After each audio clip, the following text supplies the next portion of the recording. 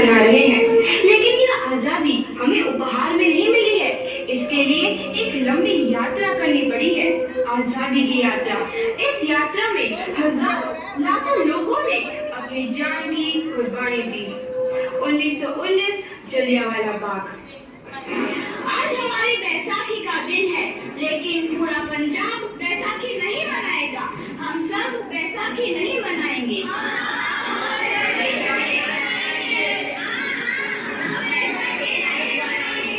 जब तक हम अंग्रेजों को भारत से बाहर नहीं निकाल देते, पूरा पंजाब बैसाखी नहीं मनाएगा। अच्छा, तो तुम सब हमारा विरोध करता है, भाग जाओ यहाँ से। इसका अंजाम बहुत ही बुरा होगा। हम नहीं जाएंगे, तुम रुक जाओगे। हमें नहीं, तुमको भारत से भागना होगा। Soldiers, fire!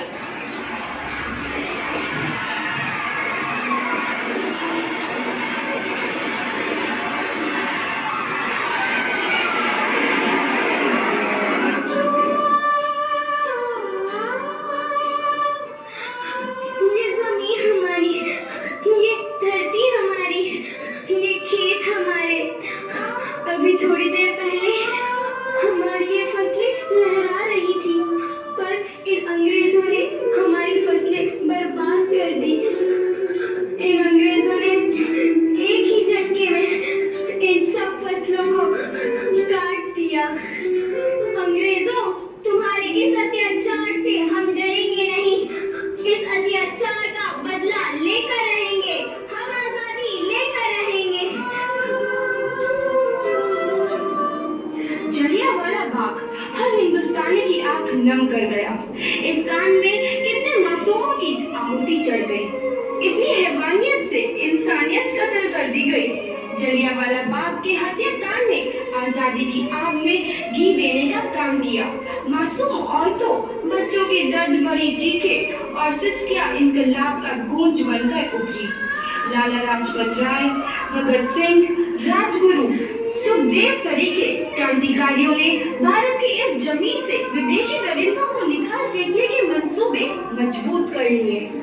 8 अप्रैल 1929 लाला लाजपत राय के नेतृत्व में साइमन कमीशन के खिलाफ एक भारी जुलूस निकाला गया।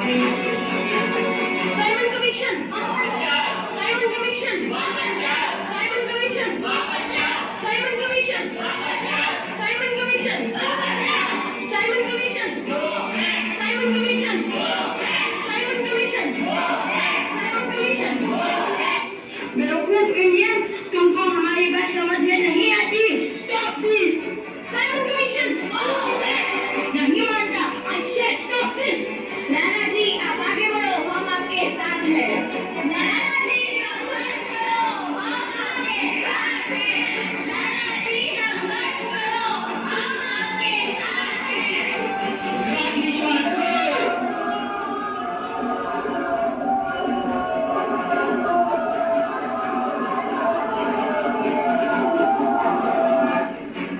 लाला जी को तो बहुत गहरी चोट लगी है, उनका सर फट गया है।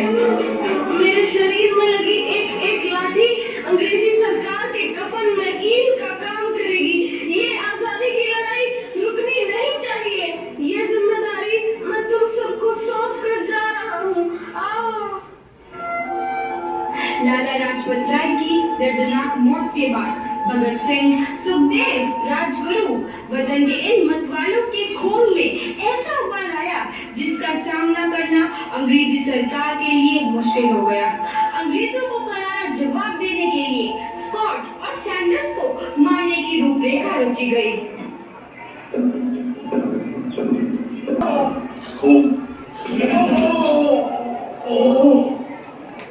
सैंडर्स मारा गया। चारों तरफ तहलका मचा था। दीवारों पर लिखा था, लाला जी की मौत का बदला ले लिया गया है। भगत सिंह समेत सभी वहां से फरार हो गए। 8 अप्रैल 1929 दिल्ली में ब्रिटिश सरकार की सेंट्रल लेजिस्लेटिव असेंबली की बैठक में 2 बम धमाके की आवाज सुनाई दी।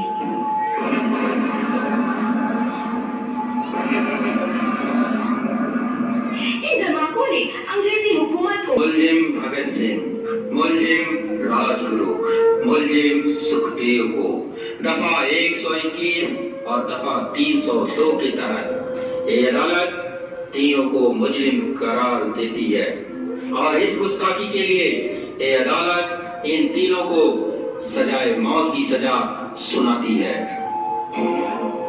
सरफरोशी की तमन्ना अब हमारे दिल में है, देखना है जोर इतना बाजुए कातिल भी है।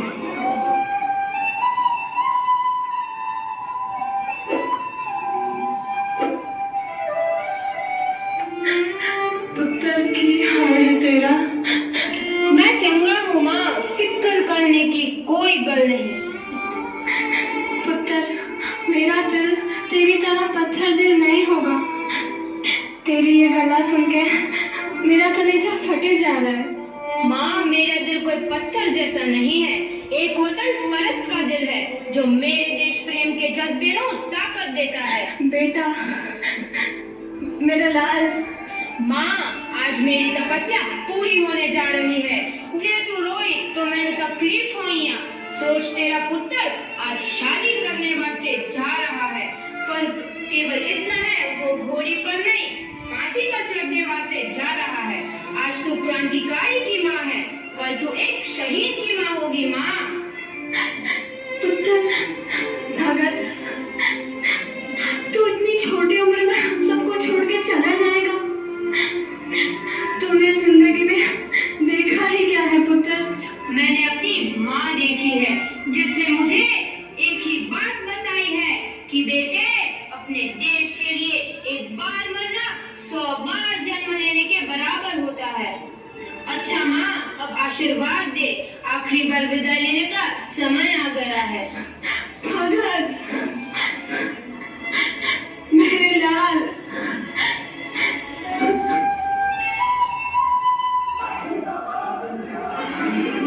भगत सिंह, तुम्हारी कोई आखिरी ख्वाहिश? हमारे हाथ खोल दिए जाए। हम तीनों दोस्त एक दूसरे से गले मिलना चाहते हैं, उनके हाथ खोल दिए जाए।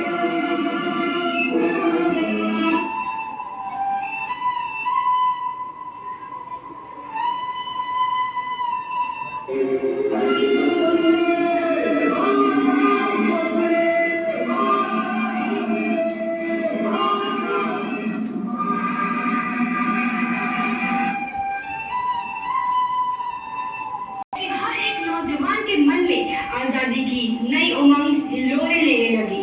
अंग्रेजों भारत छोड़ो